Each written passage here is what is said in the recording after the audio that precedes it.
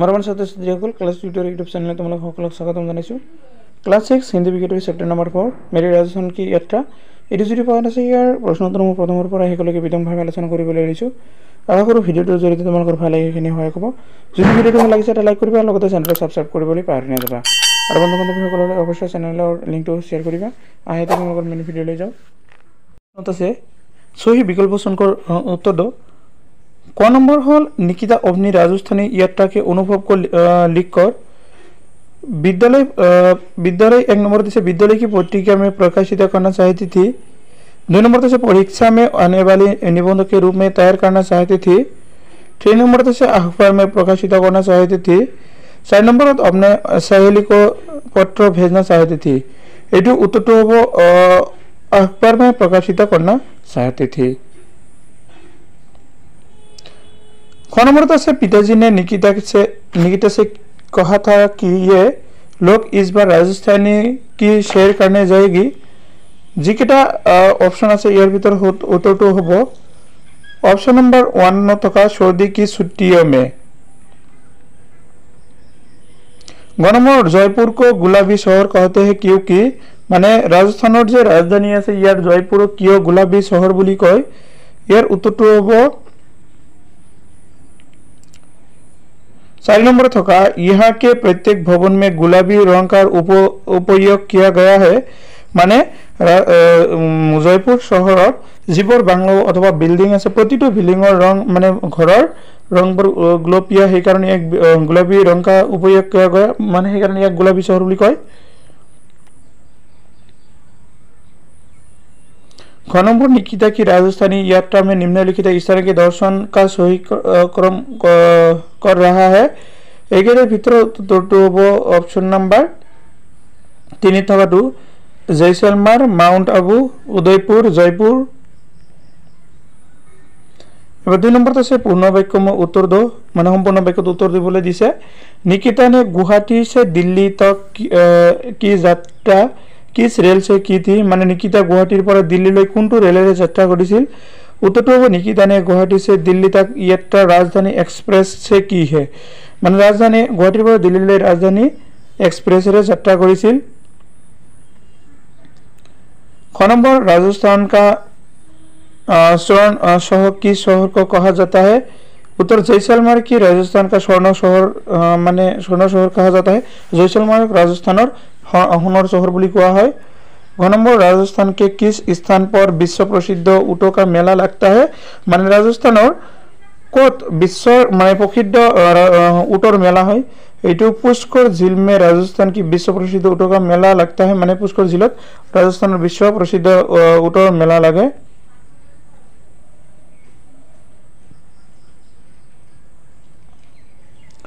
से राजस्थान के एक प्रसिद्ध नृत्य के नाम उल्लेख करो। उत्तर घूमर राजस्थान के एक प्रसिद्ध नृत्य है। राजस्थान एक बृहत नाच हल घूमर नाच। तारपिছত और एक नंबर पर्यटन की दृष्टि राजस्थान की तरह असम भी एक महत्वपूर्ण राज्य है। माने पर्यटन दृष्टित राजस्थान द्वारा एटा माने कि है महत्वपूर्ण राज्य। असम के मुख्य पर्यटन स्थल के बारे में जानकारी हासिल करो और उनके एक तालिका बनाओ। माने अहोमर कत कत मानुहे पर्यटन কৰিবলৈ আহে আৰু ইয়াৰ কেইটা ঠাইৰ নাম লিখিব দিছে। উত্তৰটো চোৱা মুখ্য पर्यटन स्थल के नाम এটা হল কাজিৰঙা ৰাষ্ট্ৰীয় উদ্যান, মানস ৰাষ্ট্ৰীয় উদ্যান, মাজুলী দ্বীপ, তাৰপিছত কাকচাং ঝৰ্ণা, কামাখ্যা মন্দিৰ, হুলগং গাপাৰ গিবন বন্যজীৱ অভয়াৰণ্য।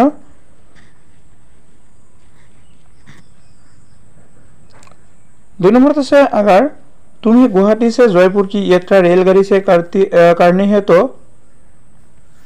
कौन कौन सी ट्रेनों से जा सकता है तो पता लगा और एक सूची बनाओ।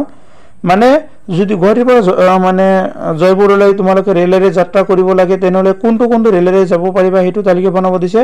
উত্তৰ গুৱাহাটী এক্সপ্ৰেছ, কবিগুৰু এক্সপ্ৰেছ মানে এইবোৰ ৰেলেৰে যাব পাৰি। 3 नंबर से भारत के मानचित्र में राजस्थान कहा है। भारत और माने मानचित्र राजस्थान को से देखो और उनकी चारों सीमाओं के लोग राज्य देश के नाम लिखो। राजस्थान 4 सीमा थका माने राज्यबोर नाम लिखिब दिसे।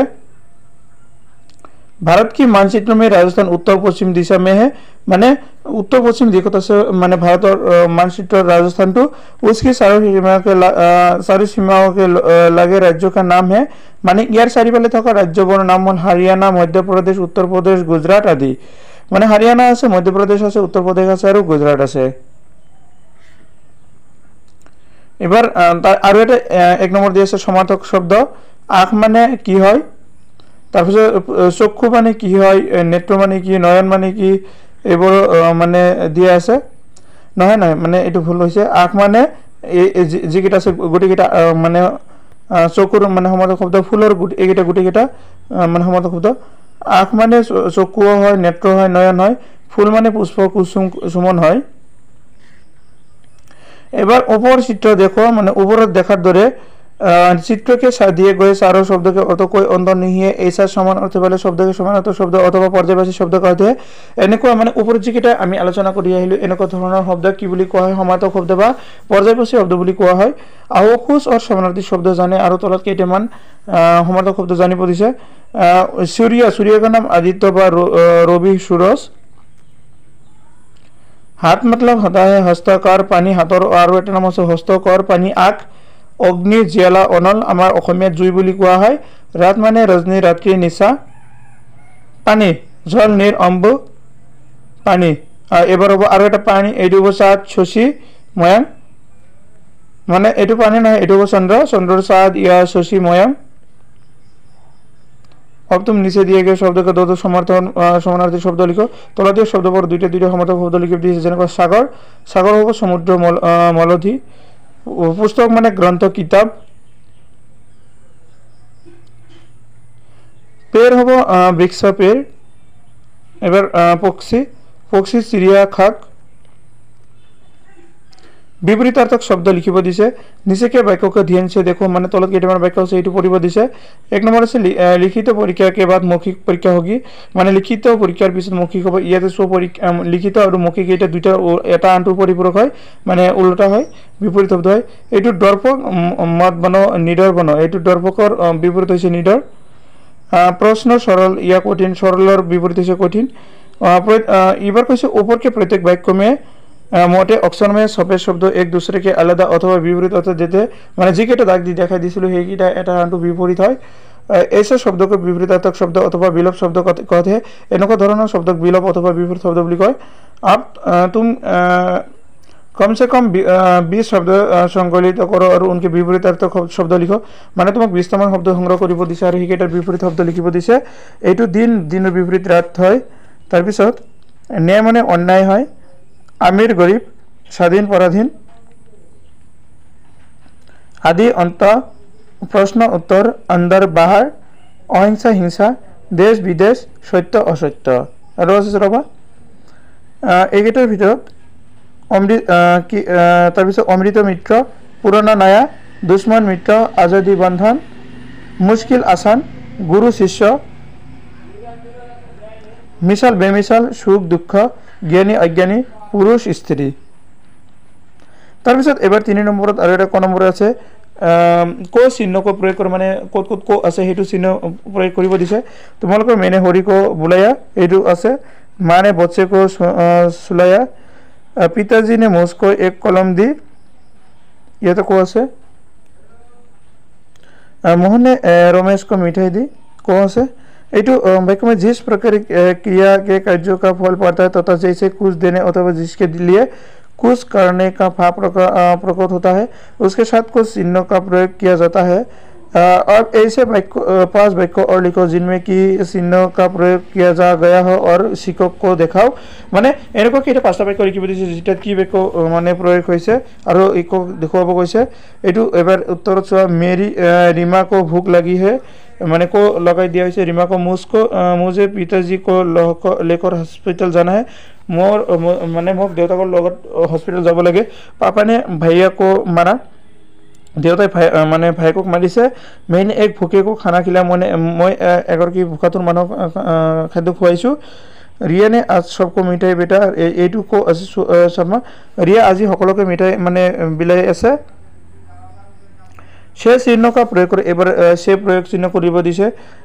मैं कलम से लिखता हूँ एटू से ऐसे किसान बैल से एटू बैल से खेत जीता है पेड़ से पता पता गिरा एटू से ऐसे मैंने पिताजी दिल्ली से आए एटू से ऐसे आए।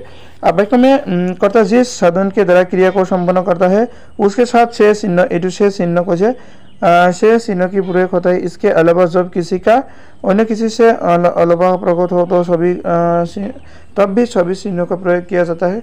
এইটো এটা আনটোৰ লগত যেতিয়া জোৰা লগোৱা হয় তেতিয়া মানে সে প্ৰয়োগ কৰা হয় বুলি কৈছে। এইটো কেইটামান বাক্য লিখিব দিছে।